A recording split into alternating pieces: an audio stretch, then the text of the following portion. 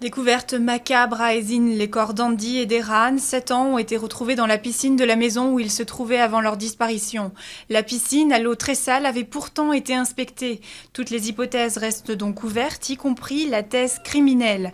Il s'agira de déterminer si les deux enfants sont morts par noyade ou s'ils ont été victimes d'un acte criminel. 30 ans. Les parents de la petite Marina, morte en 2009, écopent de 30 ans de prison. La cour d'assises de la Sarthe les a condamnés pour actes de torture et de barbarie ayant entraîné la mort de la fillette de 8 ans. Ils avaient fait croire à sa disparition et entraîné des recherches inutiles alors qu'elle était déjà morte. L'affaire de l'avion turc abattu en Syrie continue d'attiser les tensions entre les deux pays, mais Ankara a prévenu. Elle ripostera à toute violation de sa frontière. L'OTAN, réunie d'urgence à Bruxelles, exprime elle son soutien et sa solidarité à la Turquie. Faut-il les punir? Les footballeurs français sont au cœur de toutes les critiques depuis leur retour de l'Euro. Insultes, gestes déplacés et mépris pour les supporters ou les journalistes, les Bleus en prennent pour leur grade.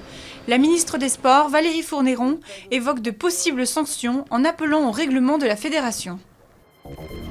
Lui aussi est une star, il a donc le droit à son étoile. Et oui, il n'y a pas de raison, Huggy, le toutou de Jean Dujardin dans Vie Artiste, a laissé ses empreintes de pattes sur Hollywood Boulevard.